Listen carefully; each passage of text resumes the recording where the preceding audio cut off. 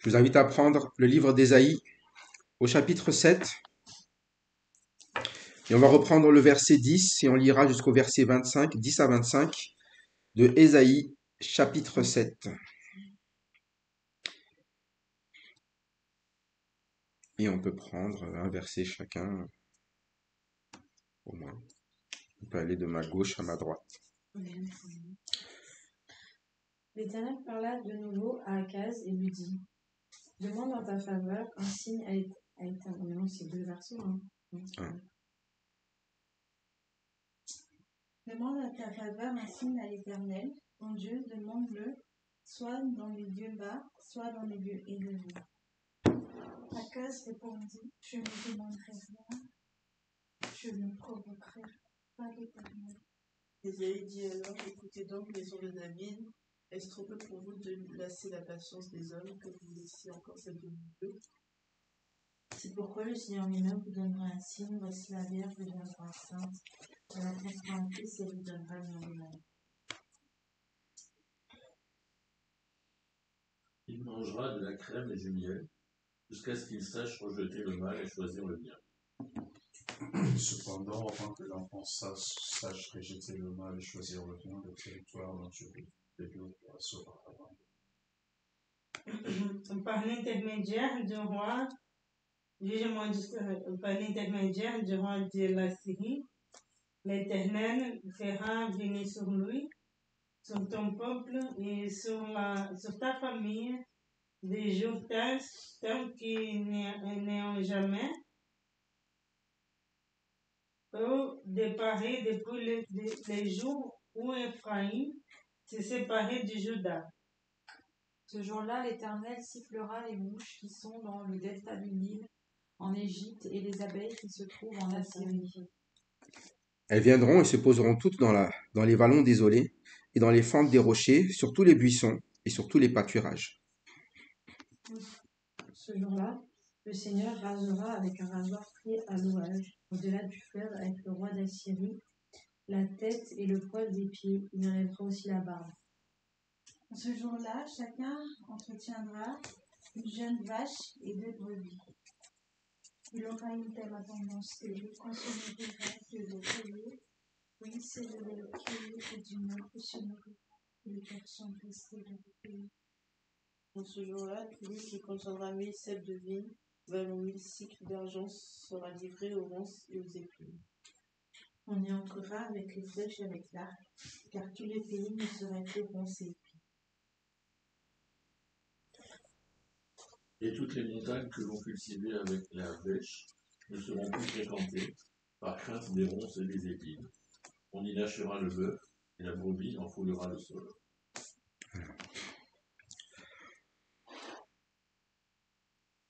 On se rappelle que tout ceci est conséquent, donc, au verset 10, tout ce qui a été annoncé là, est conséquent à un refus au final d'Akaz. Akaz, roi de Juda, avait eu une instruction, c'est de savoir demander à l'Éternel. Demande en ta faveur un signe à l'Éternel, ton Dieu. Demande-le, soit dans les lieux en bas, soit dans les lieux élevés. Et il y a une hypocrisie ici de Akaz, puisque il a l'instruction qui est donnée par Ésaïe, et qui est la phrase que l'Éternel réclame d'Akaz. Mais Akaz a préféré quoi?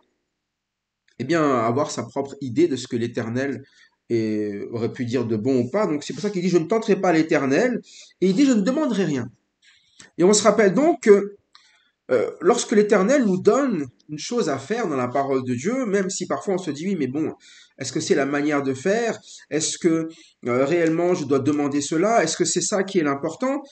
En fait, refuser cela, c'est refuser l'occasion que l'Éternel a de nous donner, d'avoir une victoire au moment présent. Akaz pensait avoir une victoire d'une autre manière quand il a donné cette réponse. Et c'est pour ça que souvent, quand on lit la parole de Dieu, on n'accepte pas la réponse qui est dans la parole de Dieu, parce que parfois, on a déjà envie d'être autre chose. Et Akaz, il avait déjà une solution. Il avait le roi d'Assyrie qui était déjà dans sa tête. Et vous vous rappelez, il a envoyé au roi d'Assyrie, eh bien, pour lui dire un message, en lui disant qu'il sera le serviteur du roi d'Assyrie et qu'il considérait vraiment le roi d'Assyrie comme étant son sauveur. Il n'a pas accepté le salut de Dieu, il n'a pas accepté, eh bien, de subsister par la foi. On se rappelle cette phrase du Seigneur qui lui a dit juste avant, si vous ne croyez pas, au verset 9, à la fin, vous ne subsisterez pas. Mais il n'a pas cru, il a plutôt cru eh bien, que le roi d'Assyrie serait sa solution.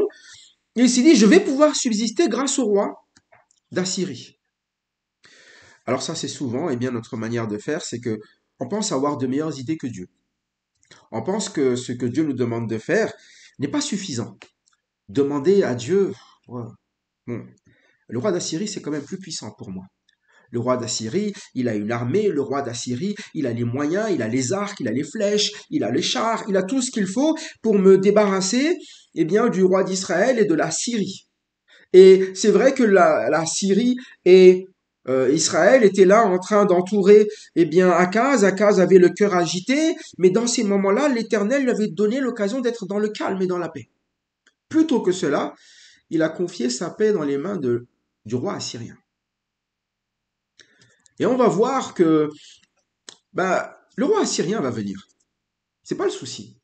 Le roi assyrien va venir et va faire comme il avait dans sa tête. Il va combattre effectivement eh bien, Israël et il va combattre la Syrie.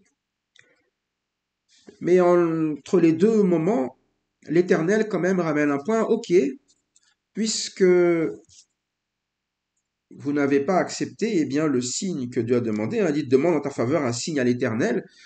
L'Éternel lui va donner son signe. Son signe à lui, même si Akaz ne va pas le demander, ça va être quoi? Voici la Vierge deviendra enceinte, elle enfantera un fils, elle lui donnera le nom d'Emmanuel. De comprendre réellement, déjà à l'époque, dans le premier sens, que si Dieu n'est pas avec nous, quoi que nous fassions, il n'y aura pas de victoire. Donc c'est un choix à l'Éternel, et c'est pour ça qu'on appelle souvent cela une alliance. L'Éternel fait alliance, il a son contrat qui est simple, je donnerai un fils, et ce fils-là, ça sera Dieu avec nous. Que vous le vouliez ou non, c'est la solution, c'est la seule, et il va le dire, je donnerai un signe, puisque vous n'avez pas su demander ce qu'il fallait demander. Et il a, dans ce temps futur, eh bien, là il parle du Messie, d'Emmanuel, Dieu avec nous, mais il lui donne aussi un contexte quand même présent. Il mangera de la crème et du miel jusqu'à ce qu'il sache rejeter le mal et choisir le bien. Et on va voir que ça va intervenir par rapport à tout ce qu'il lui a dit après. Quand il dit qu'il mangera de la crème et du miel jusqu'à ce qu'il sache rejeter le mal et le bien, nous on se dit le crème et le miel c'est quelque chose de comment pour vous? Positif. C'est bon. C'est ce qu'on se dit. Et on va voir que il y a une raison pour laquelle il dit cela. Jusqu'à ce qu'il sache rejeter le mal. Avant que l'enfant sache rejeter le mal et choisir le bien, le pays dont tu crains de roi sera abandonné. En fait, c'est une mauvaise nouvelle ici, dans la réalité. Jusqu'à ce que un enfant ici dont il parle sache rejeter le bien et le mal. Donc il y a un contexte présent. On ne parle pas toujours eh bien d'Emmanuel ici. Il y a quand même un enfant qui va venir là, qui doit grandir, et cet enfant-là, tant qu'il ne sait pas rejeter le bien et le mal, pendant les années eh bien où il va grandir, il ne mangera que de la crème et du miel. Et on le comprend après, parce qu'il explique qu'il y aura un temps. Si vous lisez le verset 22, alors, selon les traductions, ça donne un côté quand même sympa d'un côté et de l'autre côté pas toujours sympa. Vous avez quoi au verset 22? Il y aura une telle abondance de l'eau qu'on ne pourra beber. Oui, c'est que le lait et de miel, que ce ne mourront que les personnes restées avec eux. Vous avez tous la même traduction?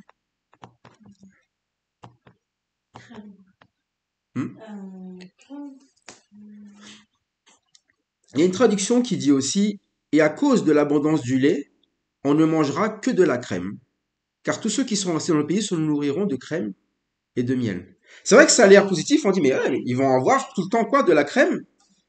Mais en fait, la crème, il faut juste savoir, ça a un nom quand même qu'on connaît bien, ça s'appelle du lait caillé. Vous savez comment se fait le lait caillé? C'est quand le lait il vire, Oui, il vire. il pourrit quoi. Ben, c'est du lait. Il y en a tellement qu'à un moment donné, à force d'en stocker, ça devient... La tourne. Il a tourné. Mais pourquoi est-ce qu'il parle de cela? Mais parce qu'il y a un problème en fait là. Ce n'est pas un avantage qu'il n'y ait que de la crème et du miel. En réalité, c'est un désavantage parce qu'ils sont en train de quoi? Il le dit depuis le début, hein. L'Éternel fera venir sur toi, sur ton peuple, sur la maison de ton père, au verset 17, des jours tels qu'il n'y en a pas eu depuis le jour où Éphraïm s'est séparé de Juda. Le roi d'Assyrie, il dit, en ces jours-là, l'Éternel sifflera les mouches. Donc les mouches, c'est qui ici? C'est l'Égypte. Et les abeilles. Les abeilles, c'est qui? La Syrie. C'est deux peuples qui sont très puissants. Et ils vont venir. Mais ils vont venir comme des mouches et comme des abeilles. Quand ils viennent, ce genre d'animal, qu'est-ce qu'ils font là où ils se déplacent? Ils piquent toutes les choses sur le passage. Ils se nourrissent de toutes les choses qu'ils trouvent sur leur passage. C'est pour ça qu'il le dit, ils viendront, ils se poseront dans toutes les vallées, dans les fentes, les rochers, les buissons et sur tous les pâturages. Ça veut dire qu'ils ne vont rien laisser. Que ce soit les pâturages, là où vous tiriez votre nourriture, mais même dans les endroits, les fontes, là où personne ne va, ils vont tout prendre. C'est pour ça qu'il ne restera que quoi? Il restera que du lait et du miel. En fait, c'est juste qu'il ne restera que ça. Vous n'aurez plus de pâturage. Vous n'aurez plus de quoi puiser dans le pays. Ce pays ne sera plus à vous. C'est pour ça que dans ce passage, il y a une première partie. Avant que l'enfant ne sache rejeter le mal et le bien, il y aura un temps quand même qui est un temps totalement de désolation et il n'y aura plus rien à manger. Et c'est vrai qu'il y aura un temps avant que le Seigneur vienne où le peuple juif n'aura rien à se nourrir. Même l'Éternel arrêtera de parler un temps. Et ils seront entre les mains des puissants de ce monde. Et ça, souvent, nous pensons que nous avons des bonnes solutions lorsque nous appelons le monde. Mais lorsque nous appelons le monde vient. Mais vous savez ce que le monde fait? Il détruit tout ce que nous avons. Ils prennent possession des choses que Dieu nous avait données. Dieu vous donne la paix. Le monde sait très bien l'enlever. Il vous donne une paix, mais ce n'est plus la paix que Dieu donne. Ce n'est plus une paix qui est simplement par cette parole de Dieu, de cette confiance en Dieu. C'est une paix qui est prête à se transformer en désolation. On a l'air bien parfois lorsqu'on se dit, tiens oui, je vais écouter là le conseil des hommes, ils sont tous heureux, ça se passe bien, les Assyriens ils sont puissants. Les Égyptiens ils ont un grand peuple. Mais bon, tous ces peuples aujourd'hui, ils sont quoi? Les Égyptiens aujourd'hui. Bon, c'est un pays, mais ce n'est plus quand même le peuple que c'était. Les Assyriens, c'est un peuple puissant, mais aujourd'hui ce n'est plus le peuple que c'était. Les peuples puissants d'hier ne sont plus les peuples puissants d'aujourd'hui. Mais Dieu reste toujours Dieu, et la promesse de Dieu reste toujours la promesse de Dieu. Et Israël était quand même fait pour être un peuple qui suivait Dieu et qui dépendait totalement de Dieu. Mais Akaz ne comprenait déjà plus la première chose. Déjà, lorsqu'il a appelé les Assyriens, il les a appelés à éliminer au final le peuple sur lequel il est censé veiller. Il est roi de Juda, mais on rappelle qu'il y a un schisme parce que Juda n'a plus veillé correctement sur Israël. Il est même devenu Akaz l'ennemi d'Israël et Israël l'ennemi d'Akaz. Mais Dieu n'a jamais voulu que ce peuple-là soit ennemi les uns avec les autres. Il les voulait rassembler et que dans Juda, à Jérusalem, s'occupe d'Israël aussi. Mais là, on voit vraiment que Akaz devient, ami avec le monde, mais pas différemment de Israël. Israël aussi est ami avec la Syrie. Il amène ici, les mêmes principes, la même façon, et au final, c'est tous les deux vont finir comment? Quand elles se poseront dans les vallons, les fentes des rochers, les buissons, les pâturages. Il est dit au verset 20, en ce jour-là, qu'est-ce qui se passe? Le Seigneur rasera avec un rasoir pris à louage au-delà du fleuve, avec le roi d'Assyrie, la tête, le poil des pieds, et il en lavera aussi la barbe. Bon, il faut savoir que quand même pour un homme à cette époque-là, quand on est complètement rasé, c'est honteux. Hein. il va leur ramener quoi? La honte, en fait. Ils n'auront plus rien de présentable. Et parfois, lorsque nous nous éloignons de Dieu, nous commençons à nous confier dans le monde, c'est nous-mêmes qui avons les promesses de Dieu, qui finissons parfois pire même que les gens du monde. Dans de pires situations, honteux même au milieu des autres. C'est pour ça qu'il avertit dès le démarrage, hein, et il le dit, mais demande-toi un signe. Si tu ne demandes pas un signe, je ne donne rien, mais le problème, c'est que le temps que tu comprennes ce signe, tu auras des années de quoi? C'est ça, hein? Tu mangeras de la crème et du miel, ça va durer un temps. Jusqu'à ce que tu le saches reconnaître, ça c'est pour l'enfant, rejeter le mal et choisir. Mais c'est pour ça qu'à un moment donné, il vaut mieux apprendre dès le début avec le Seigneur à... C'est pour ça craindre l'éternel. Celui qui craint l'éternel, c'est celui qui apprend à rejeter le mal. C'est un autre avantage. Si on ne sait pas faire cela, si on ne fait pas cela, eh bien au début, ça a l'air toujours bien. La crème et le miel, comme on dit, mais oui, c'est vrai que ça a l'air bien au début. Mais bon, je vous dis quand même, manger pendant 3 ans de la crème et du miel, du lait caillé et du miel. Moi, je sais que j'aimais bien le miel au début, mais à un moment donné, j'en ai tellement abusé que ça m'a écœuré. Mais le lait caillé, c'est ça aussi, c'est quelque chose. Si vous mangez ça tous les jours, c'est écœurant à un moment donné. Avant, ils avaient la possibilité d'avoir un pâturage. Sur les pâturages, ils avaient beaucoup de choses. Mais maintenant, ce jour-là, pourquoi est-ce qu'ils n'auront plus que du lait caillé et du miel? Déjà, il dit, chacun, au lieu d'avoir un pâturage, un terrain, chacun, au lieu d'avoir quelque chose à cultiver, il ne leur restera que quoi, verset 21? Une jeune vache et 2 brebis. Une jeune vache et 2 brebis. C'est pas grand-chose, hein, une jeune vache et 2 brebis. Hein. À la base, ils avaient des troupeaux et des grands troupeaux. Mais c'est devenu la pauvreté, la disette. Et c'est ça, souvent, pour nous aussi, ce qu'on appelle la disette. On ne sait même plus se nourrir, on n'a plus de quoi se nourrir parce que, eh bien, on a tout laissé un peu au monde. Et vous verrez que Akaz, en fait, c'est lui aussi, non seulement qui va causer le malheur, eh bien, sur lui, mais c'est lui qui va faire rentrer aussi les Assyriens et qui va ramener le malheur sur tout le peuple. À partir de ce moment-là, qu'est-ce qui va arriver bientôt, après Ézéchias, après Manassé? Qu'est-ce qui va se passer? Tout le peuple d'Israël va partir en déportation. Mais parce qu'il a ouvert les portes. Il a ouvert les portes pour laisser rentrer l'ennemi et il va être esclave même d'eux. Mais son peuple après lui aussi. C'est pour ça qu'il y a vraiment cette importance pour notre part, eh bien, quand on réfléchit, que l'Éternel ne réfléchit pas juste à une impression que l'on a de nos yeux. Lorsqu'il nous donne une instruction, il pense à nous et à la suite de notre vie. Et parfois, il y a des choses qu'on ne voit pas. Parfois, il y a des choses où on se dit, c'est la solution du moment. Mais cette solution du moment est le malheur que l'on peut ramener aussi pour le futur. C'est pour ça qu'il dit, en ce jour-là. Toi, tu penses pas en ce jour-là, toi, tu penses au jour aujourd'hui. Toi, tu penses avec ta logique sur ce que tu vois là, et tu dis, oui, mais là, la logique, c'est de faire, eh bien, alliance avec la Syrie. Aujourd'hui, le plus puissant, c'est ça notre façon de penser parfois. Nous regardons tout et nous réfléchissons sur la capacité des uns, des autres, des hommes, mais la parole de Dieu, elle pense toujours à ce qu'elle va faire. C'est ce que Dieu va faire. C'est pour ça qu'il dit, moi, je vous donnerai un signe. La Vierge deviendra quelque chose que vous ne voyez pas, mais quand vous le verrez, là, vous saurez que Dieu est avec vous. C'est à ce moment-là que vous le verrez. Peut-être qu'aujourd'hui, ce sont des promesses simplement, mais viendra un moment où la promesse de Dieu s'accomplit toujours. Mais si vous avez cru depuis le début, vous serez dans l'attente de cette promesse et vous ne vivrez pas, eh bien, le mal. Vous saurez, eh bien, faire ce choix-là. Si vous attendez, eh bien, l'accomplissement, c'est toujours ça. On arrive au moment où, qu'on appelle ça déjà, vous faites accompli. C'est-à-dire qu'au début, c'est ça, c'est, ah, je pensais pas que ça arrivait, le jour où ça arrive, ah ben c'est arrivé, mais en attendant, on a vécu que des malheurs. C'est pour ça que quand les gens ils se disent, ah, moi, tu sais, hein, je me donnerai au Seigneur à la fin de ma vie, on verra peut-être. Oui, mais tu sais, le salut, c'est pas juste quand tu iras au ciel, c'est dans ta vie tout entière. Tu auras vécu malheur et malheur, tu te feras dépouiller, tu seras épuisé, il te restera peu de choses, et à la fin, tu te rendras compte que, c'est quoi ma vie en fait?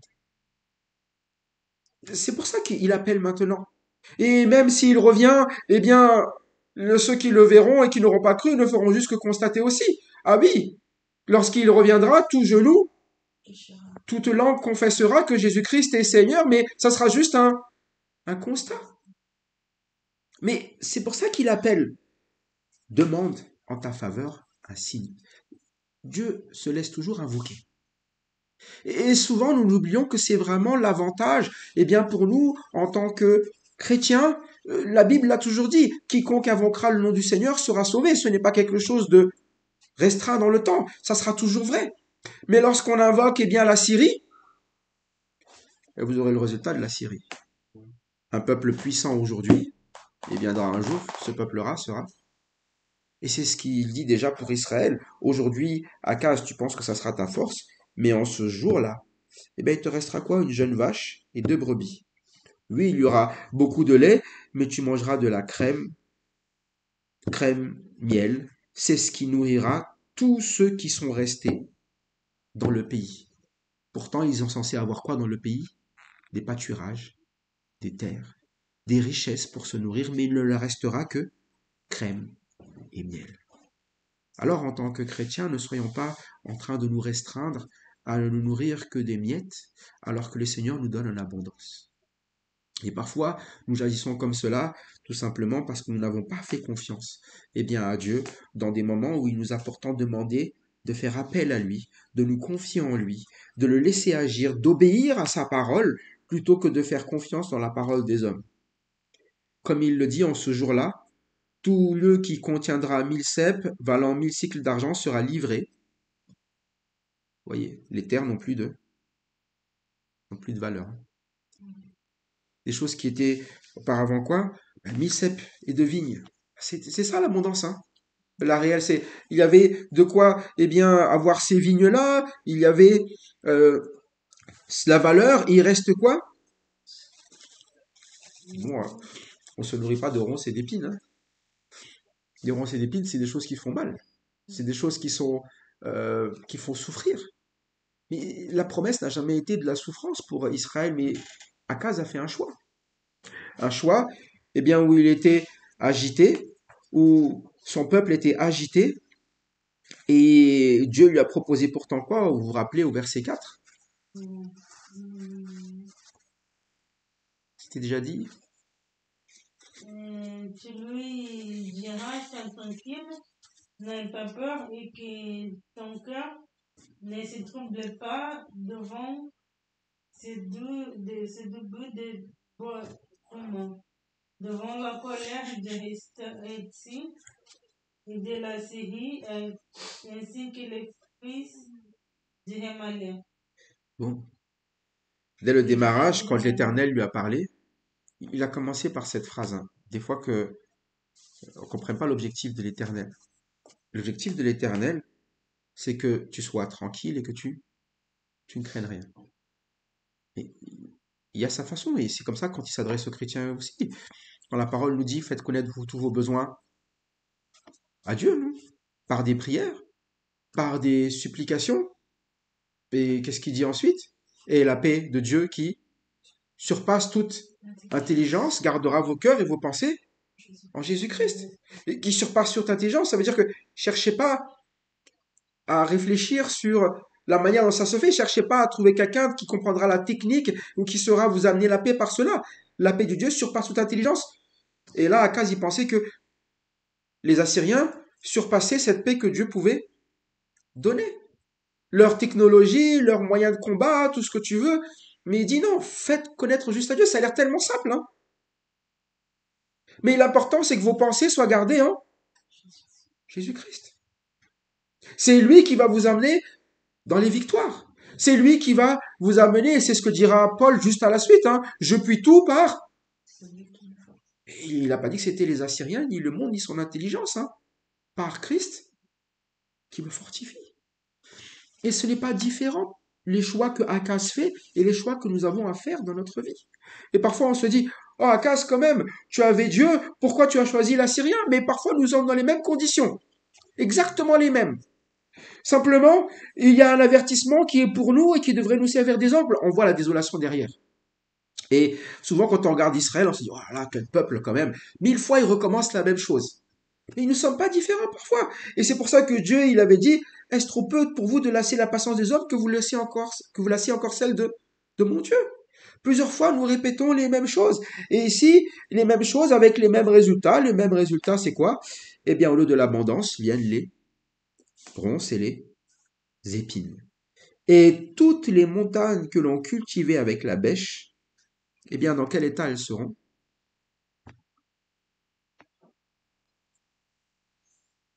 Verset 25. plus fréquenté. Hein?